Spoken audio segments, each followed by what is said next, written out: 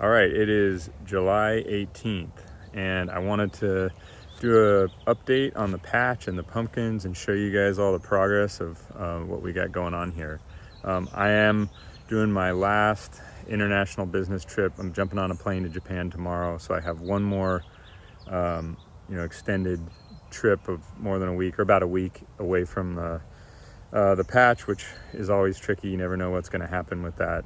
But because we've been having such cool weather, in some sense that'll make it a little easier while I'm away, but it's really hampered the growth curves on the pumpkins.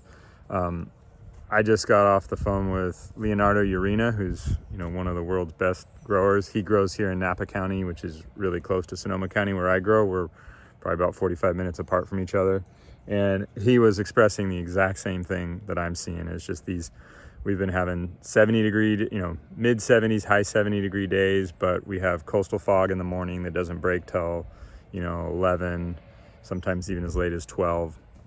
And it's just not going to cut it. The growth rates just aren't getting there. Our plants look really good. Like all three of the plants that I got here are equal, if not better than last year when I grew the 2465. But the pumpkin growths just really haven't taken off, and so I think that's going to hamper what the total results will be for the year. But you never know; things could still turn around. There's still August and September, so there's really, 2 full months of potential. I do have like the 10-day forecast right now. It hasn't gotten even to 80 in the last week, and the 10-day forecast looks like more of the same. So I'm not excited about that, but.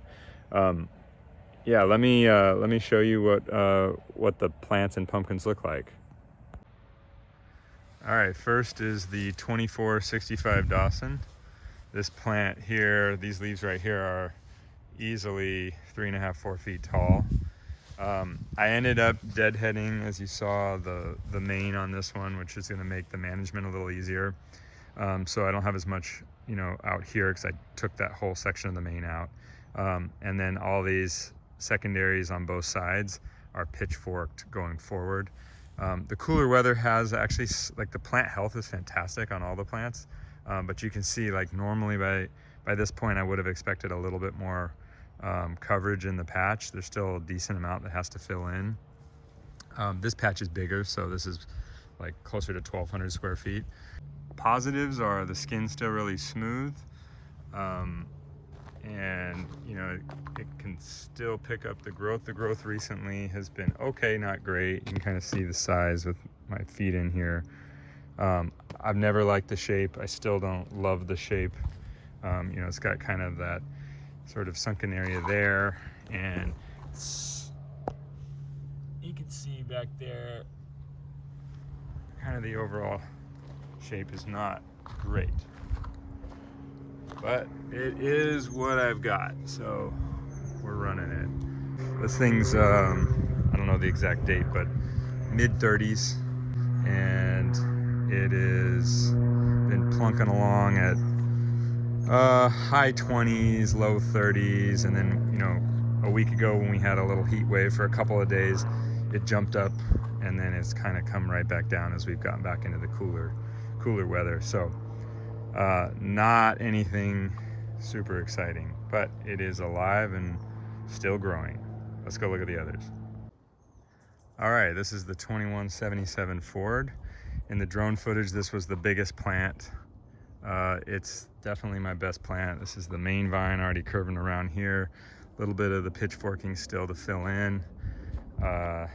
And this is the one that I hated the shape of the pumpkin that I had on the main vine here. I cut it off. I'll show a quick clip of that.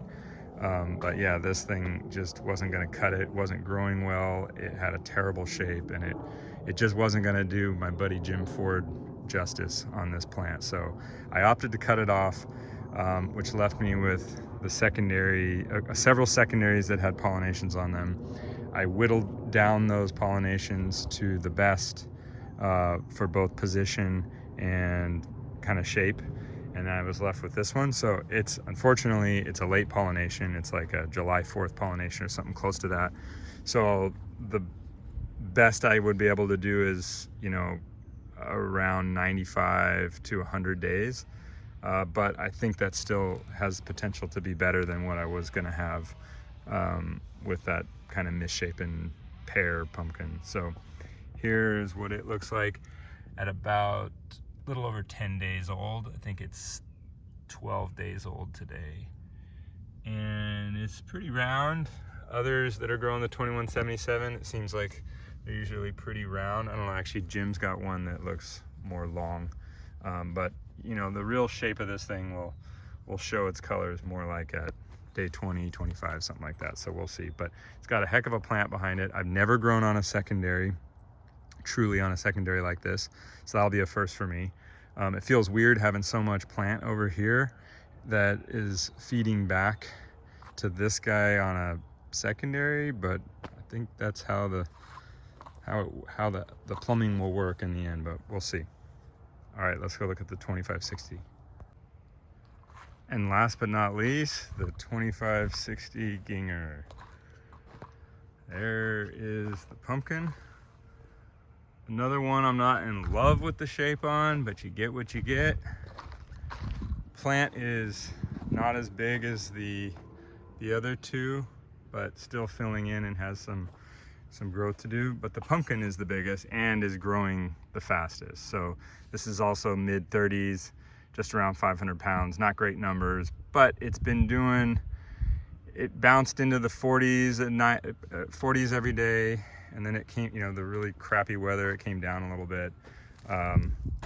But you know, you can see here, my feet, give you an idea how big it is.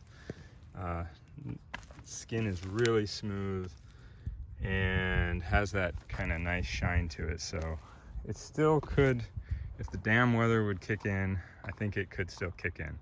Maybe we'll have a good August or September. One of the things Leonardo Urena, as we were talking about complaining about the weather, is he's reminded me, stick with it, because the weather will change and things can turn around, and he's had examples of that in past years, so you never know. But if not, we'll be rooting on our friends in more of the central part of California and this, you know, near the Sacramento Valley.